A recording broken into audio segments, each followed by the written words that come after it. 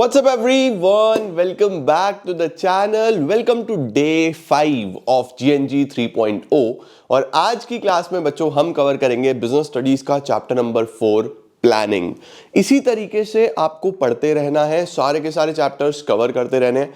3 chapter मुझे उम्मीद है आपने बहुत अच्छे से कर लिए होंगे और आज ये चैप्टर भी करके यानी हमारा 4th चैप्टर भी खत्म हो जाएगा तो 33% सिलेबस आपका खत्म। तो आइए जल्दी से शुरू करते हैं। अटेंडेंस लगा दो, देखते हैं प्लानिंग के अंदर क्या क्या है। दोनों वीडियो में आज शेड्यूल कर दूंगा, जो पहले प्रोसेस हो जाएगी वो आ जाएगी भाई 2 बजे, बिजनेस हो गई तो बिजनेस आ जाएगी, अकाउंट्स हो गई तो अकाउंट्स आ जाएगी। मैं दोनों टाइम से ही लगा दूंगा। चलिए जल्दी से लेट्स बिगिन।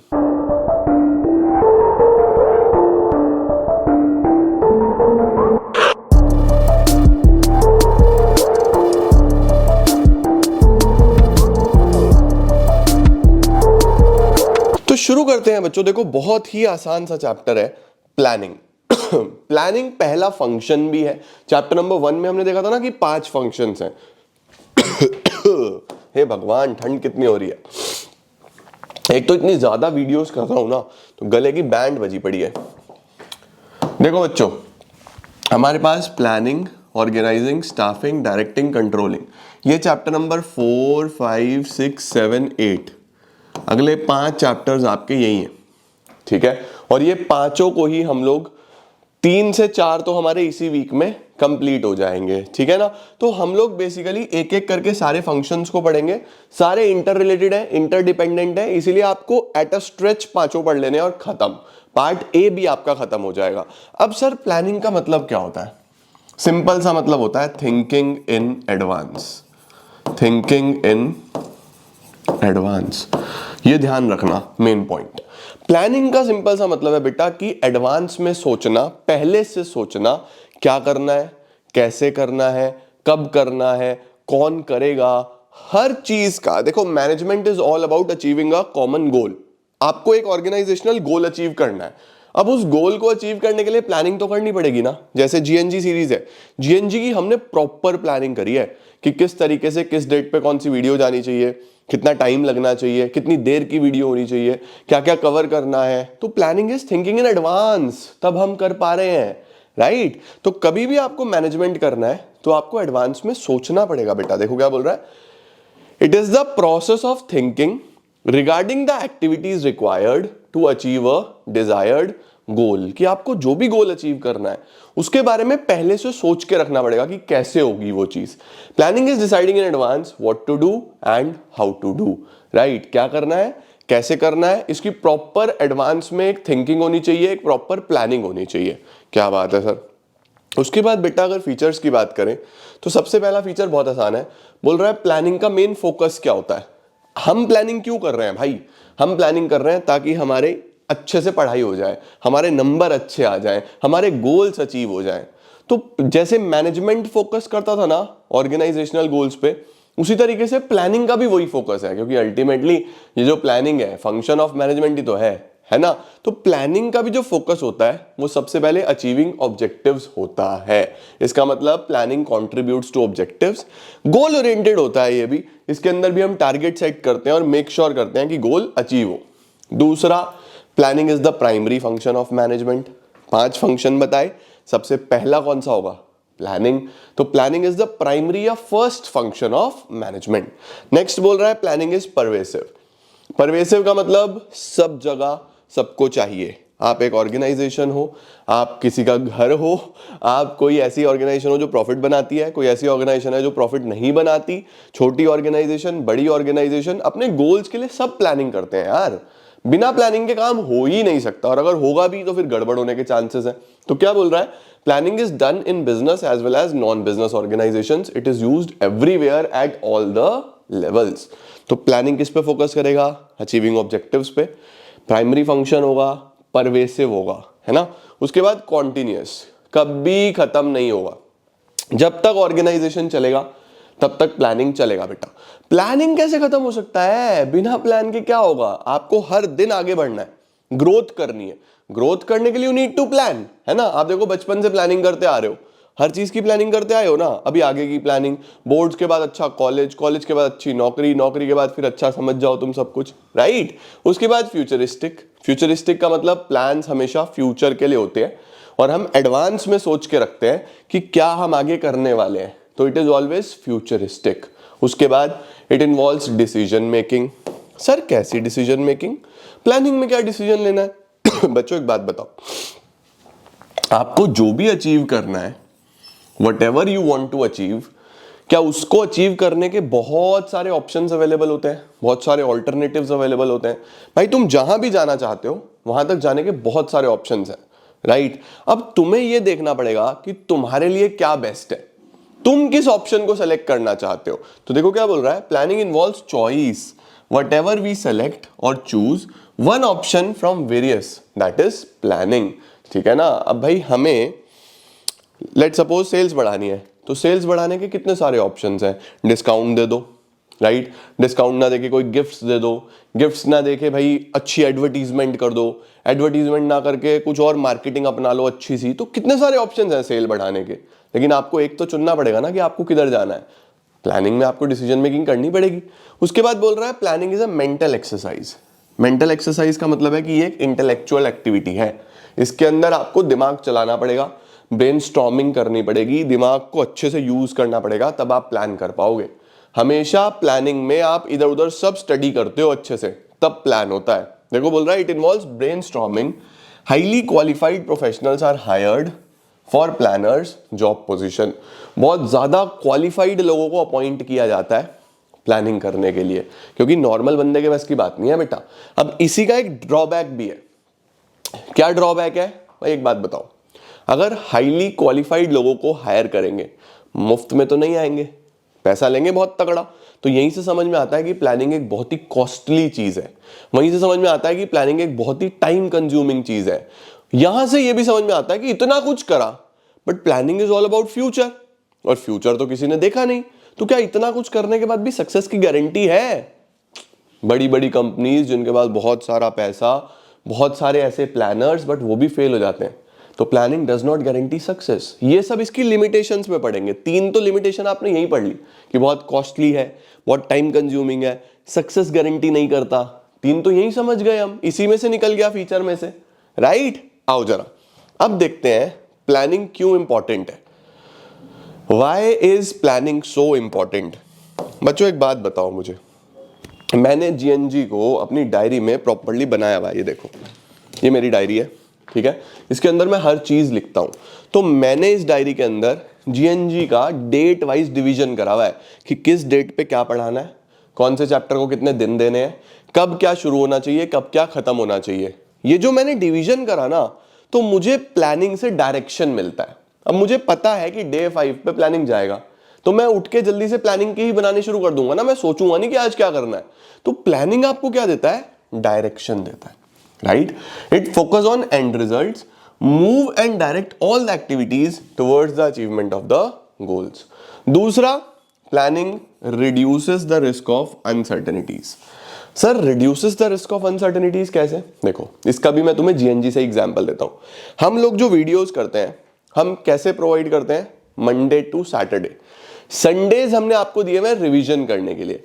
अब आपका रिवीजन है बच्चों, लेकिन मेरे लिए अनसर्टेनिटी से बचने का एक तरीका है कि भाई कुछ भी हो, बीच में मुझे सडन कोई इमरजेंसी आ जाए, मुझे कहीं जाना पड़ जाए, मैं थोड़ा बीमार हो जाऊं, कुछ भी हो सकता है ना बेटा, ये तो किसी के हाथ में नहीं है।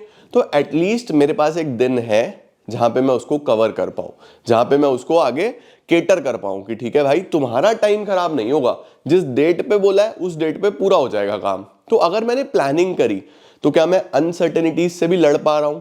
मैंने प्रोविजंस बना लिए ना अनसर्टेनिटीज के भी। तो देखो वही है, बोल रहा है uncertainties do not come as shock, right. Planning prepares the organisation to face the uncertainties.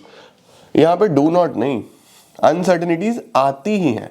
Uncertainties comes as a shock, एकदम आती है सडन, राइट। आपको अनसर्टेनिटीज किसी को नहीं पता होता कि कब क्या होने वाला है, कल क्या हो जाएगा किसी को भी नहीं पता। तो फ्यूचर बहुत अनसर्टेन है बेटा, है ना। तो उस केस में हमें तैयारी रखनी चाहिए। प्लानिंग में हम क्या करते हैं, थोड़ी सी प्रेपरेशन करके रखते हैं, पहले से प्लान करके रखते हैं कि अगर कुछ ऐसा होगा तो इसमें मैं कैसे बिहेव करूंगा। तो प्लानिंग आपको तैयार करता है to face the uncertainties, right. तो planning provides direction, planning reduces the risk of uncertainties, planning reduces overlapping and wasteful activities. अब मुझे एक बात बताओ बच्चों, जब मैंने प्रॉपर प्लानिंग कर ली, इस डायरी पे डेट वाइज सब लिख लिया, तो तुम्हें क्या लगता है, क्या कभी ऐसा होगा कि मैंने एक ही चैप्टर की वीडियो 2 बार रिपीट कर दी? भाई अगर सब ओरली हो रहा होता ना, या बिना प्लानिंग के हो रहा होता, तो शायद मुझे याद ही ना रहता कि मैंने क्या बनाया, और मैं उसको शायद 2 बार बना देता, या फिर मैं उसको रिपीट कर देता, या फिर मैं उसको कहीं ना कहीं टाइम वेस्ट करता उस चीज पे। तो प्लानिंग में क्लियरिटी होती है, गोल्स क्लियर होते हैं, सारे टास्क क्लियर होते हैं, सबका काम प्रॉपरली बताया जाता है, सबका काम प्रॉपर पेन पेपर पे लिख के सब क्लैरिफाई करा जाता है। तो बिल्कुल भी ओवरलैपिंग नहीं होती, बिल्कुल भी वेस्टफुल एक्टिविटीज नहीं होती, समय आपका वेस्ट होता ही नहीं है, क्योंकि सब आपने पहले ही सोच लिया है ना। देखो क्या बोल रहा है, with clear indication in plan, सब कुछ क्लियरली बताया जाता है। What is to be done, who will do, the same work will not be done by 2 people, same work कोई 2 पीपल नहीं करेंगे, therefore there would be no duplication of tasks। बढ़िया हो गया, परफेक्ट। उसके बाद planning promotes innovative ideas. Sir planning से innovation आता है, सर कैसे आता है इनोवेशन? बच्चों बहुत आसान, भाई जब डायरी पेन पे लिखोगे, कुछ प्लान करोगे, तो कुछ क्रिएटिव करने का, कुछ नया करने का मन करेगा ना।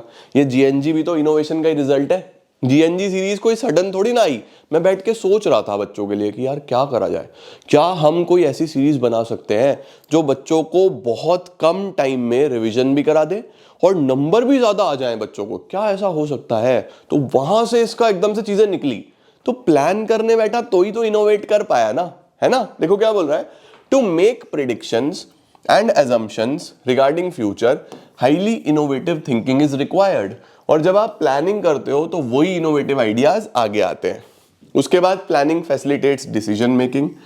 ये वही फीचर में से निकल आया कि प्लानर्स क्या करते हैं, जितने भी ऑल्टरनेटिव ऑप्शंस हैं वो चेक करते हैं कि किसमें क्या मेरिट्स हैं, किसमें क्या डीमेरिट्स हैं, क्या प्रॉज एंड कॉन्स हैं, और फिर जो बेस्ट है उसको हम अपने प्लान में इंक्लूड करते हैं। तो क्या बोल रहा है, planning facilitates decision making as planners check the pros and cons of all the options and then takes a decision. उसके बाद बोल रहा है planning establishes standards for controlling. बच्चों कंट्रोलिंग क्या होता है? कंट्रोलिंग होता है ये देखना कि काम ठीक से हुआ या नहीं हुआ। अब मुझे एक बात बताओ, जब हम 1 फेब पे जाएंगे तो 1 फेब पे हम पीछे मुड़ के देख सकते हैं ना कि 1 जनवरी से 31 जनवरी तक की एक सीरीज प्रॉमिस्ड थी। उस सीरीज में हमने कितना काम करा, उस सीरीज पे हमने कितनी मेहनत करी, क्या हमारा गोल अचीव हो गया या नहीं हो गया। तो बेसिकली कंट्रोलिंग जो होता है ना, ये चेक करना कि चीजें ठीक से हुई या नहीं हुई, वो किससे चेक करोगे? प्लान से ही तो चेक करोगे ना यार। तो प्लानिंग क्या प्रोवाइड करता है? प्लानिंग प्रोवाइड करता है स्टैंडर्ड्स। स्टैंडर्ड्स का मतलब बेस, जिस बेस के अकॉर्डिंगली आप कंपैरिजन कर पाओगे। द बेस और यार्डस्टिक और the standard for comparing actual performance in controlling is given by planning. Perfect हो गया बेटा। प्लानिंग का मीनिंग क्लियर है, फीचर्स क्लियर है, इंपॉर्टेंस क्लियर है। अब देख लें प्लानिंग में क्या क्या कमियां हैं, प्लानिंग में क्या क्या लिमिटेशंस हैं। 3 तो मैं आपको ऑलरेडी पढ़ा चुका हूं। ओ माय गॉड, एक भी लिमिटेशन नहीं। अरे आ गई भाई, आ गई भाई, जादू हो गया। देखो सबसे पहले बोल रहा है planning leads to rigidity. Sir planning से क्या आ जाता है? रिजिडिटी आ जाती है। सर कैसी रिजिडिटी? अब देखो मैं तुम्हें बताता हूं।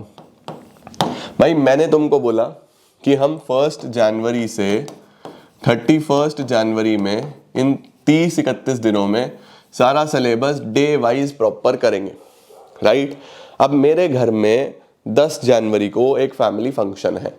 अब वो मुझे कब पता चला? अभी कल ही पता चला, 4 तारीख को फोन आया हमारे रिलेटिव्स का कि ऐसे ऐसे फैमिली फंक्शन है, आपको आना है, और वो रहते हैं बाहर।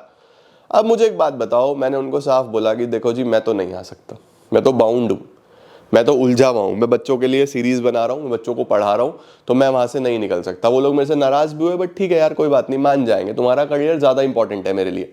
बट एक बात बताओ, अगर मैंने ये प्लानिंग नहीं करी होती तो मैं फ्री था ना, मैं कहीं भी जा सकता था, मैं तुमको बोल सकता था कि बेटा कोई नहीं 2 दिन आगे कर लेंगे चीज़ें, क्योंकि मैंने अनाउंस नहीं करा हुआ था। लेकिन जब मैंने प्लानिंग कर दी, अब मैं बंध गया बच्चों। अब मैं निकल नहीं सकता। क्या प्लानिंग ने मेरे शेड्यूल में रिजिडिटी ला दी? रिजिडिटी मतलब कठोरता, जिसको मैं बदल नहीं सकता। देखो क्या बोल रहा है, planning leads to rigidity. It means once आपने चीजें प्लान कर ली, then it is difficult to make changes. It does not permit new way of doing once the plan is implemented. एक बार आपने प्लान पे काम करना शुरू कर दिया, फिर आप उसमें फंस गए, रिजिड हो गया, वो चेंज नहीं हो सकता। उसके बाद क्या बोल रहा है, planning may not work in a dynamic environment. बोल रहा है बिजनेस एनवायरमेंट बहुत तेजी से चेंज हो रहा है। अब आपने जो प्लानिंग करी वो आज के हिसाब से करी, कल अगर सिचुएशंस बदल गई तो शायद आपका प्लानिंग काम ही ना करे, है ना भाई। आज आपने अगले 3 महीने के लिए प्लानिंग कर ली और 1 महीने बाद गवर्नमेंट ने पॉलिसी चेंज कर दी, 1 महीने बाद सिचुएशन ही चेंज हो गई, 1 महीने बाद मार्केट का स्ट्रक्चर ही चेंज हो गया, कुछ भी हो सकता है ना, बिजनेस एनवायरमेंट डायनामिक है। तो शायद आपका प्लानिंग काम करे, शायद काम ना करे। इसलिए यहां पे मे वर्ड यूज हुआ है कि शायद प्लानिंग डायनामिक एनवायरमेंट में काम ही ना करे। बच्चों क्या बोल रहा है, plans may fail due to changes taking place in environment. भाई कोई भी एक्सटर्नल लिमिटेशन हो सकती है ना, राइट। उसके बाद बोल रहा है प्लानिंग रिड्यूसेस क्रिएटिविटी।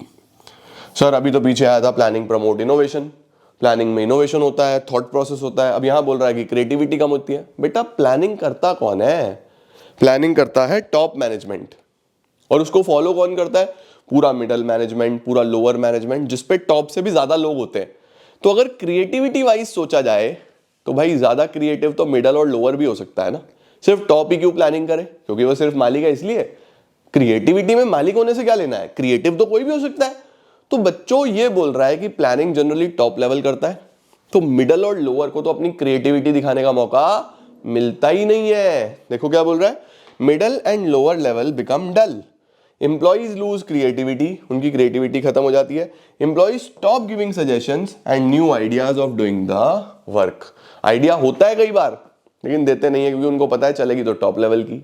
तो प्लानिंग से रिजिडिटी आती है, डायनामिक एनवायरनमेंट में काम नहीं करता प्लानिंग, इट रिड्यूसेस क्रिएटिविटी। 3 तो मैंने आपको पहले ही पढ़ा दिए थे, देखो वही है।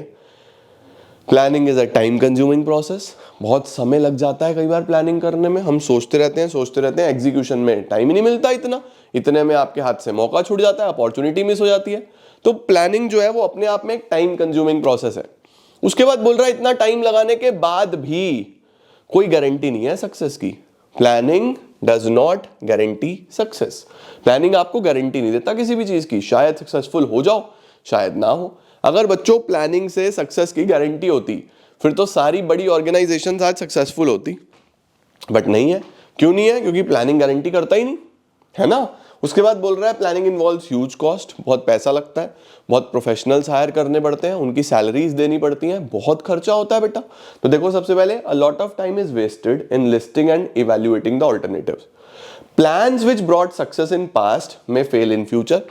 बोल रहा है पिछली बार जो आपके लिए काम कर गया वो शायद इस बार ना करे, तो प्लानिंग में कोई गारंटी नहीं है सक्सेस की। And spending more amount on planning, more expenses in gathering information. तो बहुत सारा खर्चा होता है, काफ़ी सारे एक्सपेंसेस आते हैं, जानकारी कलेक्ट करना, सैलरीज निकालना, तो अपने आप में बहुत महंगी चीज़ है। ठीक है बच्चों, अब आ रहा है हमारे पास बेटा प्लानिंग प्रोसेस। प्लानिंग करनी कैसे है उसका पूरा प्रोसेस है। बच्चों प्रोसेस ना आपके पास 4-5 है, हर चैप्टर में एक प्रोसेस है। प्लानिंग में, ऑर्गेनाइजिंग में, स्टाफिंग में तो 2 प्रोसेस है, डायरेक्टिंग में कोई प्रोसेस नहीं है, कंट्रोलिंग में प्रोसेस है। तो इस तरीके से आपके पास 4-5 प्रोसेस है। प्रोसेस में मेन बात ये ध्यान रखना कि आप आगे पीछे नहीं करोगे स्टेप्स। प्रोसेस का मतलब उसी स्टेप में चलेगा, उसी सीक्वेंस में चलेगा, ठीक है, इसको आप बदल नहीं सकते। ओके, तो सबसे पहले अगर हम प्लानिंग प्रोसेस की बात करें तो इसका मेमोरी टेक्निक याद कर लो, एस डाइज इफ। हाँ, एस डाइज इफ, ठीक है। अब 1 बाय 1 सब समझ लो, बहुत आसान हो जाएगा। प्लानिंग कैसे करनी है, ऐसे करनी है। Number 1, setting objectives. अपना गोल सेट करो, अपने ऑब्जेक्टिव सेट करो। बेटा जब भी आप प्लानिंग स्टार्ट करोगे आप सबसे पहले अपने ऑब्जेक्टिव सेट करोगे। अब एक ऑर्गेनाइजेशन के लिए ऑब्जेक्टिव 2 प्रकार के हो सकते हैं, क्वांटिटेटिव, क्वालिटेटिव। क्वांटिटेटिव वो जो नंबर्स में हो सकते हैं, जैसे मुझे सेल बढ़ानी है, ठीक है, 20% से मुझे प्रॉफिट बढ़ाना है, 10% से मुझे नंबर ऑफ एम्प्लॉइज बढ़ाने हैं, 20 से 30 करने हैं, मुझे अपने मार्जिन्स बढ़ाने हैं, कुछ भी हो सकता है, नंबर ऑफ प्रोडक्ट्स बढ़ाने हैं, 5 से 8 करने हैं। तो जहां पे भी नंबर्स में है ना, उनको बोलते हैं क्वांटिटेटिव ऑब्जेक्टिव्स। क्वालिटेटिव होते हैं जो नंबर्स में नहीं होते, जैसे मुझे अपने एम्प्लॉइज को मोटिवेटेड रखना है, मुझे अपनी गुडविल बिल्ड करनी है, तो ये क्वालिटेटिव है, ये नंबर्स में नहीं होता, राइट। ये सिर्फ क्वालिटीज है, मुझे अपने मैनेजमेंट को अच्छा करना है। तो आप दोनों प्रकार के ऑब्जेक्टिव सेट करते हो, क्वांटिटेटिव भी, क्वालिटेटिव भी, अपने गोल्स डिफाइन करते हो। बेसिकली प्लानिंग तो यही है। अब एक बार आपने ऑब्जेक्टिव सेट कर लिए, ये हो गया, फिर हम डेवलप करते हैं प्रीमिसेस। ये इंपॉर्टेंट पॉइंट है बच्चों, एग्जाम में आता है, सावधान इंडिया पॉइंट, सीधा सीधा दिखाई देगा तुमको। ये प्रीमिसेस का मतलब होता है बच्चों एजम्पशंस। बेटा फ्यूचर तो किसी को नहीं पता ना क्या होने वाला है, तो जब हम फ्यूचर की प्लानिंग करते हैं तो हम चीजें एज्यूम करके चलते हैं कि भाई ऐसा ही होगा, है ना। तो आपको जब भी प्लानिंग करनी है फ्यूचर के बारे में, तो आप बहुत सारी चीजें एज्यूम करते हो कि कल ऐसा होगा तो ऐसा करेंगे, ऐसा होगा तो ऐसा करेंगे, राइट। अब हमने जीएनजी प्लान करा तो हम सब पॉजिटिव एज्यूम करके चल रहे हैं कि सब अच्छा ही होगा, बढ़िया से टाइम पे पूरा हो जाएगा। 2 साल से ऊपर वाले की बहुत कृपा रही है, हम कर पा रहे हैं 2 साल से, बच्चों का बहुत ब्लेसिंग्स मिलती हैं, आशीर्वाद प्यार मिलता है बहुत ज़्यादा, पेरेंट्स का, बच्चों का बहुत प्यार मिलता है, तो कोई रोक नहीं पाता, सीरीज बढ़िया तरीके से चलती है। बट फिर भी प्लान तो करके चलना पड़ता है ना फ्यूचर के बारे में, तो बहुत सारी चीज़ें एज्यूम करनी पड़ती हैं। तो जब भी आप प्लानिंग करोगे, आप फ्यूचर के रिगार्डिंग एजम्पशंस लोगे कि ये नहीं काम करा तो ऐसे, ये नहीं करा तो ऐसे, एज्यूम करके चलना चीज़ों को, उसको बोलते हैं प्रीमिसेस बनाना। प्रीमिसेस बनाने के बाद बेटा जो भी आपका गोल है, उस गोल तक पहुंचने के लिए बहुत सारे ऑप्शंस हो सकते हैं, उन सबको आइडेंटिफाई करना। Identifying alternative courses of action. Alternative बोले तो अलग अलग, अलग अलग, कोर्सेज मतलब वेज, अलग अलग तरीके, किस चीज के, एक्शन के, मैं जो भी अचीव करना चाहता हूं वहां तक पहुंचने के तरीके। अब क्या कोई भी ले लूं इनमें से, या इनको अच्छे से पढ़ूं, इनके क्या मेरिट्स हैं, क्या डीमेरिट्स हैं, क्या मुझे सबसे ज्यादा फायदा देगा, उसको बोलते हैं इनका इवैल्यूएशन करना। Evaluating alternative courses of action. तो यहां पे जो ऑल्टरनेटिव कोर्सेज ढूंढे ना, उनको इवैल्यूएट करो। इवैल्यूएट करना, उसका प्लस माइनस चेक करो, ठीक है, कि क्या मेरे लिए काम करेगा, क्या मेरे लिए काम नहीं करेगा, राइट। फिर जो भी आपको सबसे अच्छा लग रहा है, कि आपको लग रहा है कि भाई मेरा टारगेट था सेल बढ़ाना, सेल को बढ़ाना मेरा टारगेट था, और मैंने एज्यूम करा कि मेरे कस्टमर जो हैं 100 से 500 हो जाएंगे, ये मैं एज्यूम करके चला। फिर मैंने देखा सेल बढ़ाने के क्या तरीके हैं। भाई मैं एडवर्टीजमेंट कर सकता हूं, मैं डिस्काउंट दे सकता हूं, मैं कूपन्स दे सकता हूं, मैं गिफ्ट्स दे सकता हूं, मैं डोर टू डोर सेलिंग कर सकता हूं जाके, मुझे सेल ही तो बढ़ानी है। अब मैं इन 5 को स्टडी करूंगा कि किसमें कौन कौन से मेरिट हैं, किसमें क्या क्या डीमेरिट हैं, किसमें खर्चा ज्यादा, किसमें खर्चा कम, किसमें एनर्जी ज्यादा, एनर्जी कम, टाइम ज्यादा, टाइम कम, सब मेरिट्स और डीमेरिट्स देखूंगा। इसको बोलते हैं इवैल्यूएट करना। फिर जिसमें सबसे ज्यादा पॉजिटिव होंगे, देखो 100% पॉजिटिव तो किसी में नहीं होते, नेगेटिव भी होते हैं, जिसमें सबसे ज्यादा पॉजिटिव होंगे उसको सेलेक्ट कर लूंगा। सेलेक्टिंग एन ऑल्टरनेटिव, जिसमें सबसे ज्यादा पॉजिटिव होंगे। तो आइडेंटिफिकेशन हो गया, इवैल्यूएशन हो गया, सिलेक्शन हो गया, जिसमें सबसे ज्यादा पॉजिटिव है। फिर सेलेक्ट करने के बाद अब सपोज हमने चूज करा कि भाई एडवर्टीजमेंट करेंगे, ये भी नहीं, ये भी नहीं, ये भी नहीं, ये भी नहीं, शुरू करो फिर एडवर्टीजमेंट पे काम, उसको बोलेंगे इंप्लीमेंटिंग द प्लान। प्लान को इंप्लीमेंट करना, ठीक है। और अब during the course of operations, जब जब एडवर्टीजमेंट हम कर रहे हैं तो हम फॉलो अप भी ले रहे हैं। फॉलो अप का मतलब होता है री वॉच करना, री असेस करना, री एनालाइज करना कि क्या चीजें ठीक से चल रही हैं, एज पर प्लान्स चल रही हैं। हमने जो यहाँ पे अजम्पशन लिए थे, जो हमने सोचा था कि एडवर्टीजमेंट भी हमारे लिए काम कर सकता है, हमारा कस्टमर बेस 100 से 500 हो सकता है, क्या वो हो रहा है? क्योंकि पहले तो हम एज्यूम कर रहे थे, अभी धीरे धीरे आगे बढ़ रहे हैं क्योंकि अब इंप्लीमेंटेशन फेज पे आ गए। उसको बोलते हैं बच्चों फॉलो अप करना। उसको क्या बोलते हैं? फॉलो अप करना। तो जो प्लानिंग प्रोसेस है वो बहुत सिंपल है। एस डाइज इफ, सेटिंग ऑब्जेक्टिव्स, फिर डेवलपिंग प्रीमिसेस, assumptions लो, फिर identify alternative courses of action, then evaluate यानी डीप स्टडी करो alternative courses of action, then selecting an alternative, implementing the plan, follow up action. तो हमारे 7 पॉइंट्स बच्चों डन है जो हमने यहां पे पढ़ने हैं, ठीक है। उसके बाद हमारे पास आ रहा है the types of plans. Sir कौन कौन से तरीके के प्लान्स हो सकते हैं, कौन कौन से अलग अलग तरीके के प्लान्स हो सकते हैं, ये भी एक इंपॉर्टेंट टॉपिक है बच्चों। इससे भी क्वेश्चन जरूर आ जाता है कि कितने कितने तरीके के प्लान्स हो सकते हैं। एक मैं छोटा सा होमवर्क आपको जरूर दूंगा कि ये जो प्लानिंग प्रोसेस है मैंने पूरा समझा दिया। आपके पास जो भी किताब है उसमें से एक बार रीडिंग जरूर लेना, ठीक है, एक बार जरूर रीडिंग लेना। और अगर तुम्हें इसकी एक्सप्लेनेशन चाहिए तो वैसे भी डीसी ऐप पे भी मटेरियल अवेलेबल है, और जो मैंने पहले प्लानिंग कराया हुआ है नॉर्मल वीडियोस में उसमें भी एक्सप्लेनेशन है, तुम वहां से भी उसको लर्न कर सकते हो। मतलब तुम्हें किसी भी टॉपिक की कोई ज्यादा एक्सप्लेनेशन चाहिए ना तो जो मैंने पहले वीडियोस बनाई हुई है उसमें से ले सकते हो, नहीं तो डीसी ऐप पे तो है ही, पूरे पूरे नोट्स पड़े हुए हैं, वहां से याद कर सकते हो। ओके, बढ़िया सर। सर कितने तरीके के प्लान्स होंगे बेटा? दो, एक सिंगल यूज, एक होता है स्टैंडिंग, ठीक है। सिंगल यूज का क्या मतलब होता है बाबू कि आपने प्लान बनाया, बस एक ही बार यूज होगा, अगली बार नया बनेगा, है ना, उसको बोलते हैं सिंगल यूज, राइट। यानी कि सिंगल यूज प्लान्स जो हैं these are for one time events, ठीक है। जैसे कोई प्रोजेक्ट है, कोई बजट है। अब बजट तो हर बार अलग होता है ना, हमारी सरकार जो बजट बनाती है हर साल अलग बनाती है, हम जो घर में बजट बनाते हैं हर बार अलग बनाते हैं। तो बजट कैसा प्लान होता है? सिंगल यूज, राइट, कि एक बार यूज होगा फिर नया बनेगा। ऐसे ही बहुत सारे प्लान्स होते हैं जो स्टैंडिंग होते हैं। स्टैंडिंग का मतलब which are used again and again, बार बार आप उनको यूज कर सकते हो। जैसे आपकी पॉलिसीज, राइट।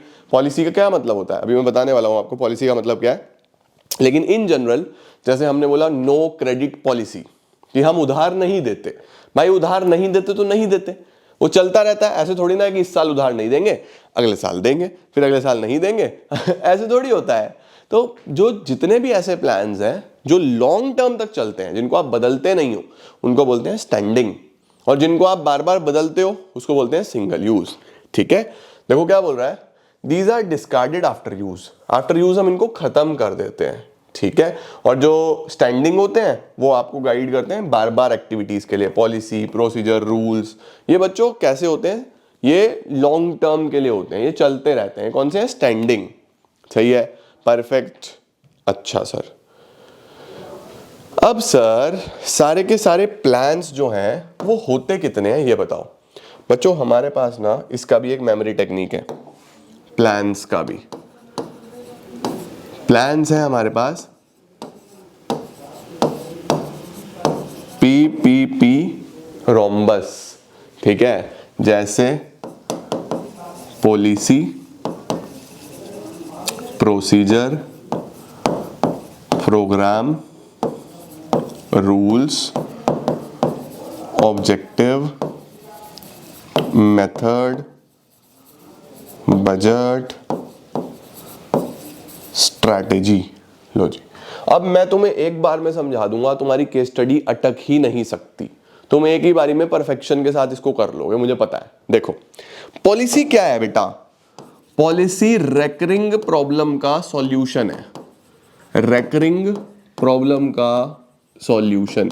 आपको बार बार कोई प्रॉब्लम आ रही थी, रेकरिंग मतलब बार बार आने वाली प्रॉब्लम, उसका आपने एक जनरल सॉल्यूशन बना दिया। भाई मेरा बहुत बैड डेट्स होता था, बहुत पैसे मारते थे लोग, तो मैंने क्या करा, कैश सेल ही रख दी, उधारी बंद कर दी। मैंने बोल दिया नो क्रेडिट, भाई मैं उधार दूंगा ही नहीं। क्यों? क्योंकि जितना मैं उधार देता था उतनी प्रॉब्लम आती थी, उतना बैड डेट होता था, तो मैंने उधार देना बंद कर दिया। तो क्या ये एक पॉलिसी बन गई, है ना। इसी तरीके से लोग मुझे परेशान करते थे, बार बार बदलने आते थे सामान, कपड़े बदलने आते थे, क्योंकि मेरा काम कपड़ों का है। तो मैंने क्या लिखा, no exchange policy, no return policy, no credit policy. तो पॉलिसीज क्या होती हैं बेटा? पॉलिसी वो होती है जो बार बार आने वाली प्रॉब्लम्स का सॉल्यूशन होती है, समझे। प्रोसीजर क्या होते हैं? प्रोसीजर सीक्वेंस होता है किसी भी काम को करने का। जैसे हमने पढ़ा भी प्लानिंग प्रोसीजर, प्रोसेस एक प्रोसीजर ही तो था कि इस तरीके से होगी प्लानिंग। इंपोर्ट प्रोसीजर, इंपोर्ट करना है तो ऐसे होगा। एक्सपोर्ट प्रोसीजर, एक्सपोर्ट करना है तो ऐसे होगा। अगर आपको किसी कॉलेज में एडमिशन लेना है तो एडमिशन प्रोसीजर, तो प्रोसीजर बेटा सीक्वेंस ऑफ स्टेप्स है जो आपको फॉलो करके चलना पड़ता है, ठीक है। प्रोग्राम अभी बताता हूं। रूल्स क्या होता है? रूल्स बताते हैं what to do what not to do, क्या करना है क्या नहीं करना।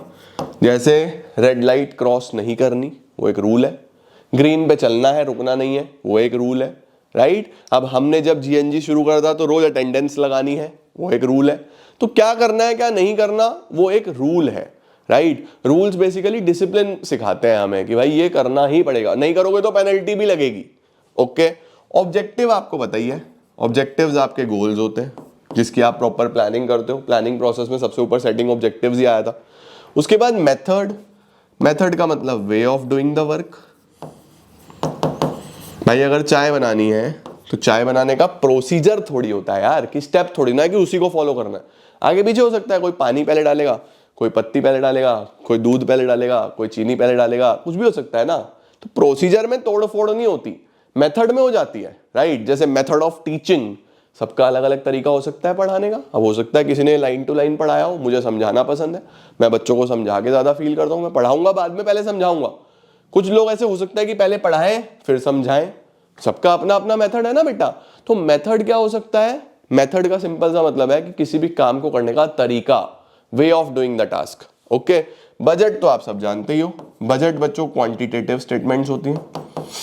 जैसे हमने अपने घर का फैमिली बजट बनाया, सेल्स बजट बनता है ऑफिस का, रेवेन्यू बजट बनता है, एक्सपेंडिचर बजट बनता है कि कितना खर्चा करेंगे उसका बजट, कितना पैसा कमाएंगे उसका बजट। तो कोई भी क्वांटिटेटिव स्टेटमेंट है ना बच्चों, उसका बजट बन जाता है ना। जैसे मैंने बताया सेल्स का बजट, रेवेन्यू का बजट, एक्सपेंस का बजट, उसको हम बजट बोल देते हैं। उसके बाद स्ट्रैटेजी, स्ट्रैटेजी बच्चों एक डिटेल्ड प्लान होता है, काफी डिटेल्ड होता है, टू बीट कॉम्पिटिटर। भाई मेरी कॉम्पिटिटर को बीट करने के लिए, आगे बढ़ने के लिए मैं हमेशा स्ट्रैटेजी बनाऊंगा। तो वो प्लान जो मुझे दूसरों से आगे निकलने में मदद करे उसको स्ट्रैटेजी बोलते हैं। बच्चे पॉलिसी और स्ट्रैटेजी में बहुत कंफ्यूज होते हैं। हम क्या बोलते हैं, 30 डेज स्ट्रैटेजी, कि इसे करोगे तो दूसरों से आगे निकल जाओगे। ये पॉलिसी ने 30 डेज पॉलिसी कुछ नहीं होता, 30 डेज स्ट्रैटेजी होता है। तो स्ट्रैटेजी एक ऐसा प्लान है जो आपको दूसरों से आगे निकलने में मदद करता है, और ये बहुत डिटेल्ड होता है, बहुत कॉम्प्रिहेंसिव होता है, राइट। सही है। जैसे हमने बोला कि उन्होंने डिस्काउंट दिया, वो उनकी स्ट्रैटेजी है ताकि सेल बढ़ पाए, है ना। तो ये स्ट्रैटेजीज होती हैं जो दिमाग से लगाई गई चीजें, कि वो बोलते हैं ना कि उनकी स्ट्रैटेजियां बहुत अच्छी हैं भाई, तभी आगे बढ़ जाते हैं। तो स्ट्रैटेजीज एक ऐसे डिटेल्ड प्लान्स होते हैं जिससे आप कॉम्पिटिटर को हरा पाओ। सर प्रोग्राम क्या होता है, प्रोग्राम में बेटा सारे प्लान्स आ जाते हैं, सब कुछ आ जाता है। जैसे आपका एनुअल फंक्शन, आपके स्कूल का एनुअल फंक्शन अपने आप में एक प्रोग्राम है, उसकी पॉलिसीज भी होंगी, राइट। उस एनुअल फंक्शन के कुछ ना कुछ रूल्स भी होंगे कि क्या फॉलो करने हैं, कौन आएगा कौन नहीं आएगा, उसके ऑब्जेक्टिव्स भी होंगे, है ना। उस एनुअल फंक्शन का बजट भी होगा। तो जिस प्लान के अंदर मल्टीपल प्लान्स आ जाएं उसको हम प्रोग्राम बोल देते हैं। समझे क्या, क्लियर हुआ? हाँ सर। अब देखो, अब तुम्हें एकदम क्लैरिटी आएगी। ऑब्जेक्टिव क्या है, objectives are the end points जो आप अचीव करना चाहते हो। जैसे सेल बढ़ाना 10% से, with in a given time period आपको इनको पूरा करना होता है। स्ट्रैटेजी क्या है बच्चों, मैंने बोला था ना स्ट्रैटेजी एक डिटेल्ड होता है, कॉम्प्रिहेंसिव प्लान होता है, कॉम्प्रिहेंसिव प्लान होता है जो आपको मदद करता है आपके गोल्स अचीव करने में। अब इसके अंदर हम लॉन्ग टर्म के ऑब्जेक्टिव्स के बारे में सोचते हैं, एक particular course of action decide करते हैं, रिसोर्सेज को बांटते हैं, राइट। अब जैसे आपने किस तरीके से एडवर्टीजमेंट किया, ये आपका स्ट्रैटेजी है। आपने कैसे सेल को प्रमोट करा, ये आपका स्ट्रैटेजी है, सही है। तो स्ट्रैटेजी बेसिकली आपको हेल्प करती है हर तरीके से आगे रहने में। Perfect sir. उसके बाद पॉलिसी क्या होता है, पॉलिसी जनरल गाइडलाइंस होती हैं जो आपको मदद करती हैं एक डायरेक्शन में जाने में। जैसे एडमिशन पॉलिसी क्या है, रिक्रूटमेंट पॉलिसी क्या है, प्राइसिंग पॉलिसी क्या है, नो रिटर्न, नो रिफंड, इस तरीके की पॉलिसीज। प्रोसीजर क्या है, the steps established in advance to handle future conditions. आपने पहले से ही हर चीज का स्टेप्स बना दिए ताकि कोई प्रॉब्लम ही ना आए, है ना। जैसे किसी स्कूल का एडमिशन प्रोसीजर, वो आप पहले से बना के चलते हो ताकि कोई प्रॉब्लम आए ही ना, राइट। मेथड क्या होता है, मेथड होता है ways, formalised ways of doing routine tasks, काम को करने का तरीका। जैसे मेथड ऑफ डेप्रिसिएशन, है ना, डेप्रिसिएशन का method, method of calculating goodwill, ताकि बार बार परेशानी ना हो, एक बार मेथड बना दिया बस सब उसको फॉलो करके चल रहे हैं, राइट। उसके बाद रूल्स क्या होता है, a statement that specifies what is to be done and what is not to be done, ठीक है। It is a guide to the behaviour, right. A rule does not allow for any flexibility, इसके अंदर flexibility नहीं होता, जैसे no smoking, no smoking is a rule. Reporting for work at a particular time, एक time पे आना is a rule, right. उसके बाद आखिरी होते हैं बेटा प्रोग्राम। प्रोग्राम क्या है? Combination of objective, policy, procedure, rules, multiple plans का जो कॉम्बिनेशन है उसको हम प्रोग्राम बोल देते हैं। Programme are made to get systematic working in the organisation.